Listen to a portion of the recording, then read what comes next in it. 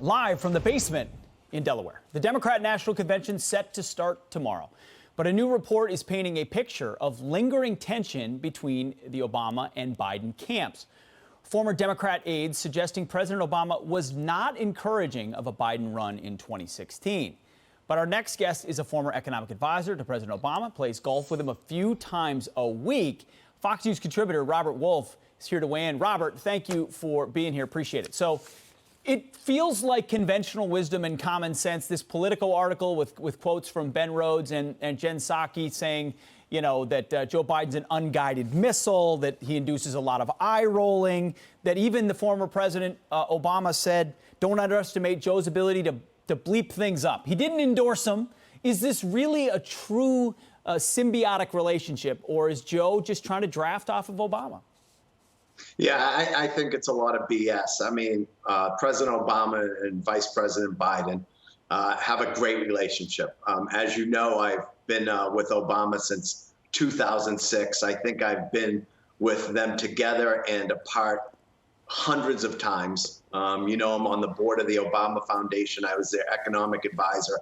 Yes, I mean, but I think it's Robert, they can have a great relationship, but that doesn't necessarily mean that Barack Obama thinks Joe Biden should be the leader of the free world at this point in his life. I mean, he was a good VP, but that doesn't. There's been no signs openly that he's, you know, truly cheerleading for Joe Biden. Pete, I've had many conversations with President Obama, and he could not be more excited that Joe's at the top of the ticket.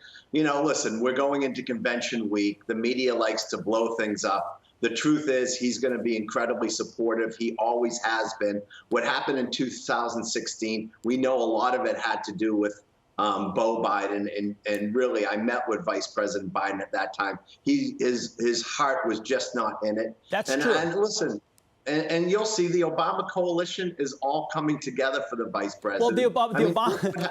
Hold on, Robert. It appears that coalition is coming together because Bernie Sanders, the avowed socialist, will be opening up the convention on Monday. Is the Democrat Party still open for socialists?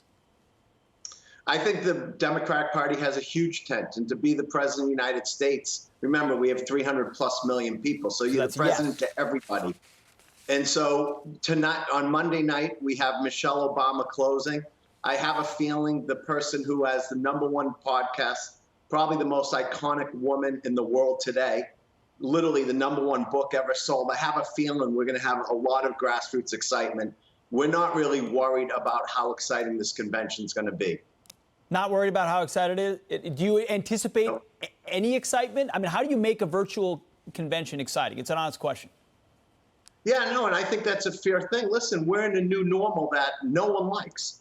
And I'm not trying to do a whatsaboutism here, but I'd rather have a virtual convention than what President Trump did with Tulsa. That literally was a spreader. Okay. So we know we have very different views on this. Yes, and I think we have a pandemic that we don't know how to reopen this country because the White House has done a pathetic job. Well, so we know that Joe Biden wants to tell everyone to wear a mask for 3 months, and we'll see how popular that would be with the voters. I didn't think he said it that way. I think yeah, check the tape in public. I mean, did, maybe. and he said he recommended it. He thinks it's the right thing, but he wants the governors to support it. Oh, okay. Because he knows it's a state issue. A quasi-mandate, but more or less the same thing. Robert Wolf, thank you very much for joining us. We appreciate it. Always fun, Pete. You got it.